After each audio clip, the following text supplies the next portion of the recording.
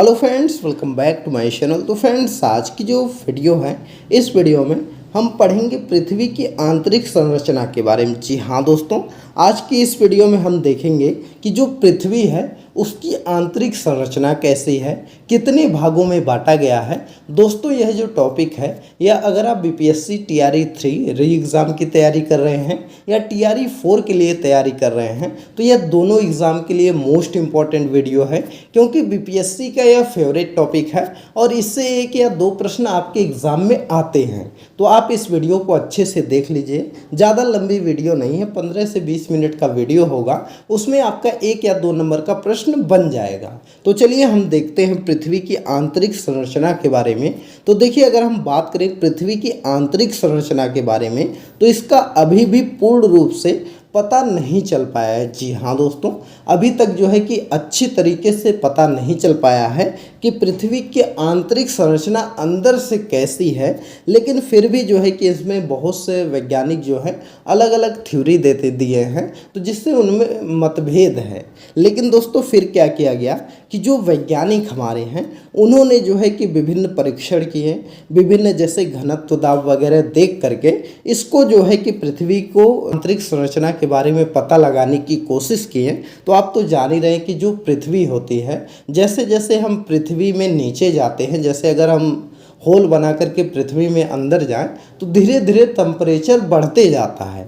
और एक चीज़ आप नोट कर लीजिएगा कि अगर आप पृथ्वी में गहराई की तरफ अंदर जाएंगे, तो प्रत्येक 32 मीटर पर 1 डिग्री सेल्सियस तापमान बढ़ जाता है। जी हाँ दोस्तों, अगर आप कोई गड्ढा खोद रहे हैं, तो जब आप 32 मीटर गड्ढा खोद देंगे, तो वहाँ पर जाएंगे तो जो टेम्परेचर रहेगा, तो उस जो पृथ्वी पर टेम्परेचर रहेगा उससे ज़्यादा रहेगा। तो इस चीज़ को आप याद रखिएगा। और जैसे जैसे गहराई बढ़ती जाती है, टेम्परेचर बढ़ता जाता है, और अंदर आप जान ही रहे हैं कि पृथ्वी का जो केंद्र है उसमें सभी चीज़ें लिक्विड अवस्था में रहती है, क्योंकि वहाँ पर टेम्परेचर काफ़ी ज़्यादा रहता है।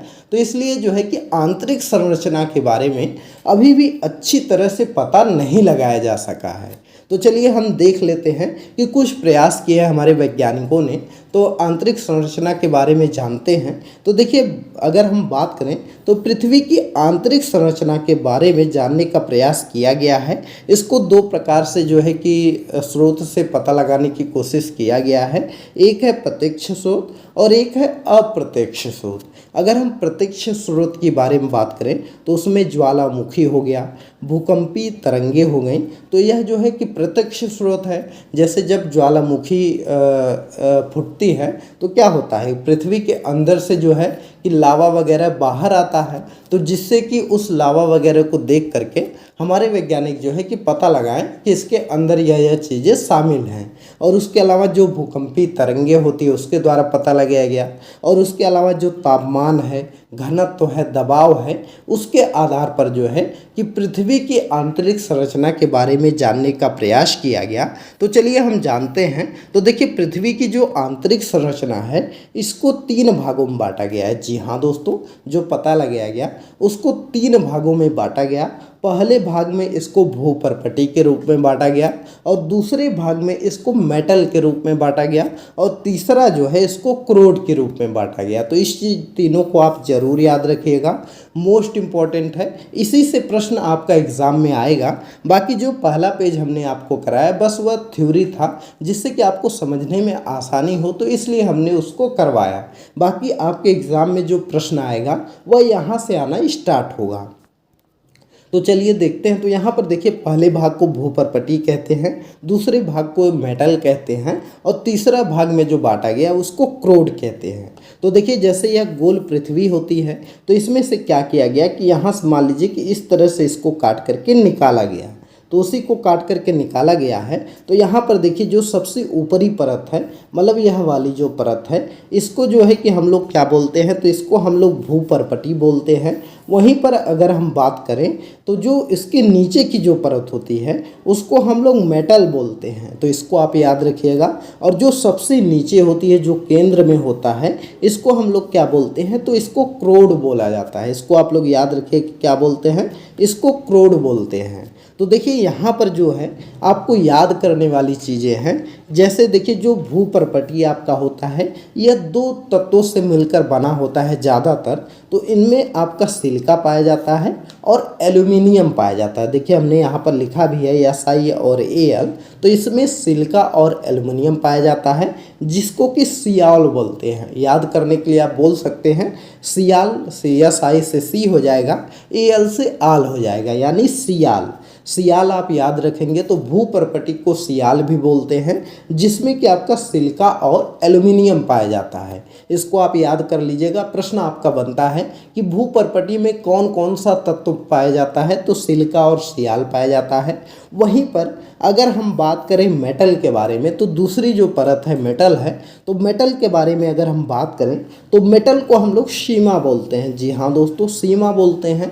सीमा में सिलिका पाया जाता है आपका, और क्या पाया जाता है, और मैग्नीशियम पाया जाता है। तो इसको याद रखिएगा, क्या पाया जाता है, मैग्नीज और सिलिका पाया जाता है, तो इसलिए इसको सीमा बोलते हैं। तो पहली परत आपका सियाल हो गई जिसमें कि सिलिका और एल्यूमिनियम हो गया। दूसरी आपकी सीमा हो गई जिसमें सिलिका और मैग्नीशियम हो गया। और तीसरी जो परत पाई जाती है वो क्रोड पाई जाती है। क्रोड को क्या बोलते हैं, क्रोड को हम लोग नीफे बोलते हैं। तो इसको याद रखिएगा। तीसरी परत जो है क्रोड होती है। क्रोड को क्या बोलते हैं, नीफे बोलते हैं। नीफे में आपका क्या पाया जाता है, निखिल पाया जाता है, और या फिर से लोहा होता है आपका, लोहा पाया जाता है। तो इसको आप याद रखिएगा। निकिल और जो है फेरस जो है वह आपका नीफे में पाया जाता है जो कि क्रोड होता है। तो इस चीज़ को याद रखेंगे। तो यह 3 परत होती है। इन तीनों परतों को आपको याद रखना है। पृथ्वी की आंतरिक संरचना को इन 3 भागों में बांटा गया है। तो चलिए अगला स्लाइड देखते हैं और सबके बारे में जो परत है उनके बारे में अच्छे से जानते हैं। तो सबसे पहले हम बात कर लेते हैं भूपर्पटी की। तो देखिए भूपर्पटी की अगर हम बात करें तो यह पृथ्वी की सबसे ऊपरी परत होती है। जैसे हमने आपको बताया ना, यह पृथ्वी है, तो इसको जो काट देते हैं तो यह जो सबसे ऊपरी परत है इसको जो है कि हम लोग भूपर्पटी बोलते हैं। यह सबसे ऊपरी परत होती है। और इसकी जो मोटाई होती है, अगर हम मोटाई की बात करें तो इसकी जो मोटाई होती है वह समुद्र तल पर, जो समुद्र होते हैं, समुद्र में इसकी मोटाई लगभग 5 किलोमीटर के आसपास होती है। वहीं पर जो महाद्वीप मतलब जो पृथ्वी है, मतलब जो महाद्वीप है, जो मतलब पृथ्वी पे हम लोग रह रहे हैं, जो भूमि है, वहाँ पर जो है कि इसकी मोटाई लगभग 30 किलोमीटर के आसपास होती है। तो इसको याद रखिएगा। समुद्र तल से इसकी मोटाई जो है कि लगभग 5 किलोमीटर होती है। वहीं पर जो हम लोग भूमि से इसकी मोटाई लगभग 30 किलोमीटर होती है। तो इस चीज़ को याद करेंगे। और यहाँ पर देखिए इसका निर्माण जो है वह सिलिका और एल्यूमिनियम से हुआ है, तो इसको भी याद रखेंगे।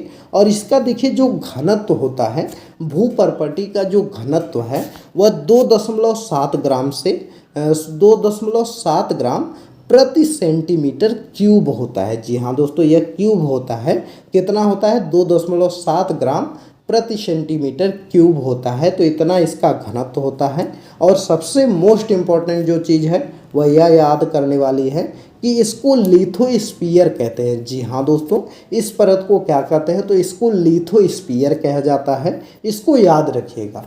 बहुत बार बीपीएससी यह प्रश्न पूछ देता है कि लिथोस्फीयर किस जो है परत को कहते हैं, तो लोग अंग्रेज़ी में नाम इसका याद नहीं रखते और भूल जाते हैं, जिससे कि इनका 1 नंबर का गलत हो जाता है। तो इसको आप याद रखिएगा। अगली परत देखते हैं। तो अगला है आपका मेटल। अगर हम मेटल के बारे में बात करें तो अगली जो परत यह है, यह भूपर्पटी के नीचे वाली परत होती है। जहां भूपर्पटी ख़त्म होती है उसी से वहीं से जो है कि मेटल स्टार्ट हो जाती है परत। और इसका जो निर्माण है वह सिलिका और मैग्नीशियम से हुआ है। और इसी परत में ज्वालामुखी विस्फोट के समय लावा और राख बाहर आते हैं। जी हाँ दोस्तों, जब ज्वालामुखी विस्फोट होता है तो जो पृथ्वी पर ऊपर जो भूमि पर जो है वह जो लावा और राख वगैरह बाहर आती है वह इसी परत से जो है कि निकल करके आती है। तो इसको याद रखिएगा कि ज्वालामुखी विस्फोट के समय जो पदार्थ बाहर निकलता है वह किस परत का होता है, तो वह जो है कि वह आपका मेटल का होता है। तो इसको याद रखेंगे। और आप लोग देखे होंगे कि ज़्यादातर जो ज्वालामुखी विस्फोट होता है वह समुद्र के किनारे वगैरह पर होता है, जहाँ पर जो है कि भूपर्पटी की मोटाई कम होती है, वहीं पर ज़्यादातर विस्फोट होता है। तो इसको भी आप याद रखेंगे। और इसको जो है कि पायरोस्फीयर कहते हैं। जी हाँ दोस्तों, मोस्ट इम्पॉर्टेंट है कि इस परत को अंग्रेजी में क्या कहते हैं, तो इस परत को पायरोस्फीयर भी कहा जाता है। इसको आप याद रखेंगे। और इसका जो घनत्व है वह 3.5 सेंटीमीटर से 5.5 ग्राम प्रति सेंटीमीटर क्यूब होता है। जी हाँ दोस्तों, कितना होता है? 3.5 से 5.5 ग्राम प्रति सेंटीमीटर क्यूब इसका घनत्व होता है।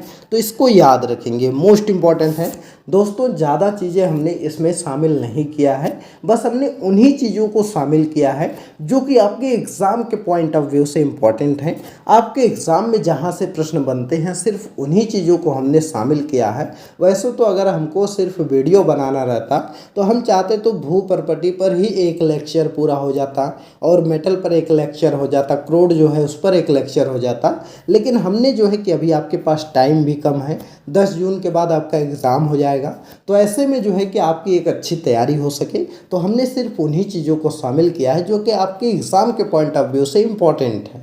बाकी दोस्तों, अगर आपको इसका PDF वगैरह चाहिए तो हमारे टेलीग्राम चैनल से डाउनलोड कर लीजिए। टेलीग्राम चैनल का लिंक आपको इस वीडियो के डिस्क्रिप्शन में मिल जाएगा। वहां से जा कर के हमको टेलीग्राम चैनल पे फॉलो भी कर लीजिए, और जो है कि चैनल पे भी अगर आप सब्सक्राइब नहीं किए हैं तो चैनल को भी सब्सक्राइब कर लीजिए, जिससे कि जो है कि आपकी एक अच्छी तैयारी हो सके। और गारंटी है कि अगर आप हमारे साथ जुड़ते हैं तो जब तक आपका एग्ज़ाम आएगा तब तक हम आपको एक अच्छी तैयारी करवा देंगे। तो चलिए अगली परत के बारे में हम लोग देखते हैं। तो अगली जो परत है वह है क्रोड। जी हाँ दोस्तों, क्रोड है। क्रोड को क्या बोलते हैं, तो यह देखिए पृथ्वी की सबसे आंतरिक परत होती है, और इसमें जो है कि लोहा और निकिल पाया जाता है। जी हाँ दोस्तों, लोहा और निकिल इसमें पाया जाता है। और यह जो है कि इसको बेरिस्फीयर बोलते हैं। जी हाँ दोस्तों, इस परत को क्या बोला जाता है, तो इस परत को बेरिस्फीयर बोला जाता है। और जो मेटल था उसको क्या पायरोस्फीयर बोलते थे। तो इसको आप याद रखिएगा। और पहली परत को क्या बोलते थे, तो पहली परत जो थी उसको हम लोग लिथोस्फीयर बोलते थे। तो इसको याद रखेंगे। और एक चीज़ और आप याद रखिएगा कि यह जो परत है, जो मेटल परत है, इसको वाइट ऑफ द अर्थ भी कहा जाता है। तो इसको याद रखेंगे, वाइट ऑफ द अर्थ परत किसको कहा जाता है, तो वाइट ऑफ द अर्थ परत जो है वह जो है कि मेटल को कहा जाता है। वहीं पर अगर हम बात करें तो यह देखिए, यह जो क्रोड आपका है यह पृथ्वी का 16% भाग घेरे हुए है। जी हाँ दोस्तों, जो केंद्र होता है पृथ्वी का उसी को जो है कि बांटा गया है क्रोड के रूप में। तो यह जो है कि पृथ्वी का 16% भाग जो है कि वह घेरा हुआ है। तो यह दोस्तों आपकी पृथ्वी की आंतरिक संरचना हो गई। बाकी उसमें जो है कि कौन कौन से भाग में बांटा गया है वह हो गया। और एक चीज़ और इम्पॉर्टेंट है, जो हमने फिगर आपको कराया उसी फिगर से आपको याद करना है, क्योंकि बहुत बार यह एग्ज़ाम में पूछा गया है। जी हाँ दोस्तों, वैसे तो अगर आप बिहार शिक्षक भर्ती प्राइमरी का एग्ज़ाम दे रहे हैं तो उनमें यह कम चांसेस है कि इससे आपका प्रश्न बने। बाकी जो अभी हमने पीछे आपको कराया, जो आपका मेटल है, उसके अलावा क्रोड है और भूपर्पटी है, उससे जो है कि आपका प्रश्न बनता है। बाकी अगर आप 6 to 8 के लिए एग्ज़ाम देंगे या 9 to 12 के लिए देंगे तो इससे आपका प्रश्न बनेगा, और यह चीज़ आपको पता होना चाहिए। तो चलिए हम जान लेते हैं। तो देखिए, जो पृथ्वी की आंतरिक संरचना बांटा गया पृथ्वी को, पहले क्या है, पहले जो है भूपर्पटी है जिसको कि अंग्रेजी में क्रस्ट बोलते हैं, दूसरा आपका मेंटल है, और तीसरा जो है कि कोर है। तो कोर मतलब क्रोड वही हो गया। तो कोर अंग्रेजी में कहते हैं और बाकी हिंदी में इसको क्रोड कहते हैं। तो ये 3 भागों में बांटा गया है। तो उसके बाद क्या है कि देखिए, जो यहाँ पर जैसे यह आपका जो आपकी भूपर्पटी है, जो आपका मेंटल है, इन दोनों जहाँ पर मिलती हैं तो इसको भी हम अलग नाम से जानते हैं। तो इसको आप याद रखिएगा, इसको भी अलग नाम से जानते हैं। तो वह चीज़ पूछ लिया जाता है।